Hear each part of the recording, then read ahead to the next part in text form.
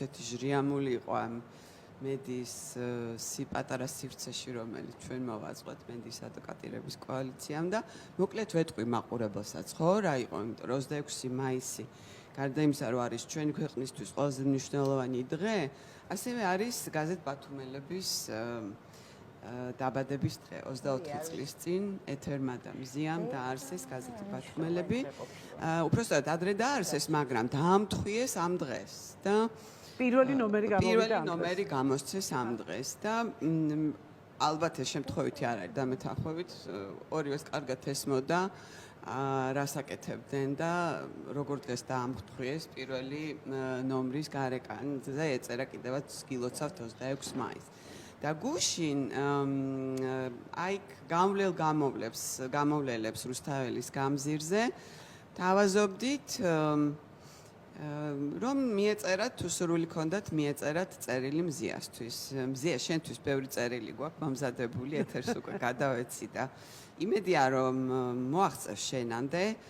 რაღაცა ფორმით მაინც მოაღწევს დარწმუნებული ვარ და აი ელისოც ამბობდა მართლა ძალიან გულისამაჩუყებელი იყო ის რომ პატარა ბავშვები მოდიოდნენ და წერდნენ მზია მალე გადაგარჩენთ. და მე არასოდეს არ დამავიწყდება იმ ბიჭის თვალები, პატარა ბიჭი რომელსაც ეს ეჭირა, გახარია ბულს და აი თვალები უბწყინავ და ახალგაზრდა ჟურნალისტები წერდნენ რომ თქვენ გავსწავლობთ გვეამაყებით. აი სრულად უცნობი ადამიანები, გამოვლელები საუკეთესო სურვილებს უგზავნიდნენ მზიას და ასე უბოდიშებდნენ რომ ვერ დაიცვეს, ვერ გადაარჩინეს. ძალიან მართლა ესეთი მომენტი იყო, მაგრამ ამით იცით რისი თქვა მინდა რომ მზიას ამბავი გაცდა პროფესიულ წრეებს. ეს არ არის მხოლოდ ჟურნალისტების სატკივარი და ჟურნალისტების სოლიდარობის საკითხი. აი მე გუშინ დავინახე ეს ჩემი თვალით,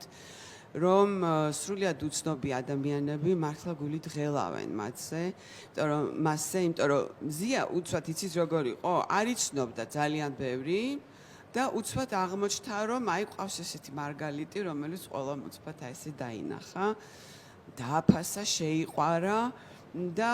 აი ეს ძალიან კარგად ჩანდა გუშინდელ დღეს და რაც შეეხება ჟურნალისტურ თემს, აი ზალიკომ ჩამოთვალა პირველად რა მოხდა ჩვენ ქვეყანაში ცუდი ამბები, ხო? და მართალია, მართლა ესეა, მაგრამ მოდი კარგი ამბების თქვათ, მე როგორც ცოტა მე არა ვარ ჟურნალისტი, მაგრამ დიდი ხანია ვმუშაობ ჟურნალისტებთან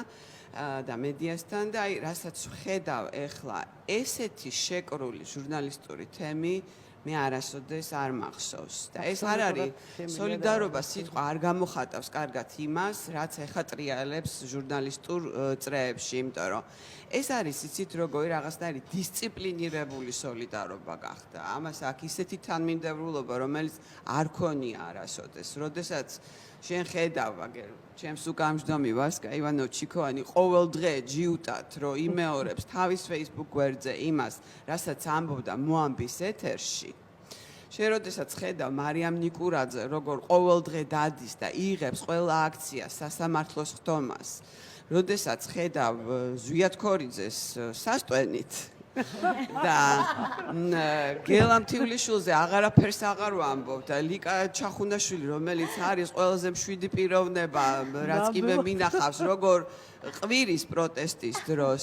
იცით რა ეს არის სხვა რამ ასეთი რამ საქართველოში მე არასოდეს არ მინახავს მზიას მინდა უთხრა რომ გრძელდება ბრძოლა და ეს ბრძოლა არ გაჩერდება სანამ შენ მაგ ხარ იმიტომ რომ ჩვენი ყოველი დღე არის იწყება იმაზე ფიქრით შენ რით დაგეხმაროთ ეს არ არის ტვირთი ეს არის ჩვენი ვალი და ჩვენ ყველანი ვცდილობთ რომ რაღაცნაირად ეს მოვალეობა შევასრულოთ